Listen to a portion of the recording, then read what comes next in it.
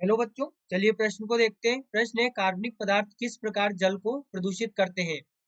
तो देखिए बच्चों, यहाँ पर बात करें प्रश्न की मुख्य अवधारणा की।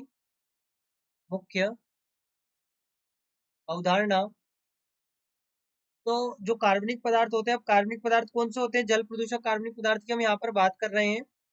जल प्रदूषक कार्बनिक पदार्थ। तो देखिए, जो जल प्रदूषक कार्बनिक पदार्थ होते हैं वो यहाँ पर हो गया पत्तियां होगी, घास हो गया, कूड़ा करकट हो गया।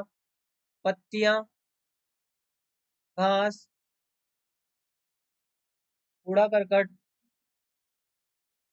कूड़ा करकट, ये यहाँ पर जल प्रदूषक होते हैं कार्बनिक अपशिष्ट या कार्बनिक पदार्थ जल प्रदूषक के रूप में होते हैं। अब देखिए, जो बैक्टीरिया होते हैं, बैक्टीरिया की वृहत संख्या जल में कार्बनिक पदार्थों का अपघटन करती है, हमें पता है।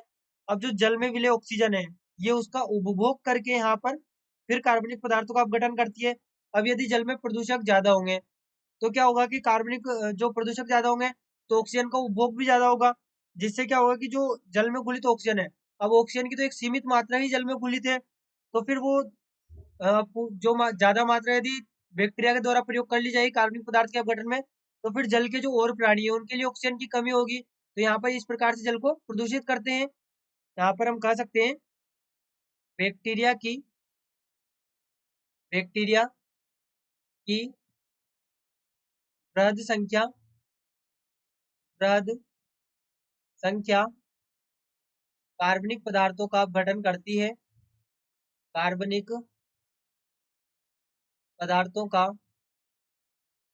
अपघटन करती है, और इसके लिए इसके लिए जल में उपस्थित जल में उपस्थित ऑक्सीजन का ऑक्सीजन का प्रयोग करती है प्रयोग करती है। अब यदि जल में जल में कार्बनिक अपशिष्ट ज्यादा होंगे, कार्बनिक अपशिष्ट ज्यादा होंगे तो ऑक्सीजन उपभोग भी अधिक होगा। ऑक्सीजन उपभोग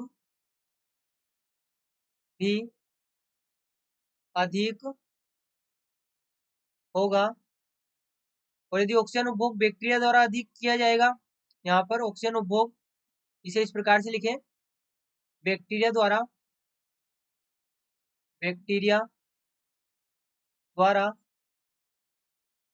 ऑक्सीजन उपभोग भी अधिक होगा, जो कि जलीय जीवों के लिए खतरा है। जलीय जीवों के लिए जीवों के लिए खतरा उत्पन्न करेगा।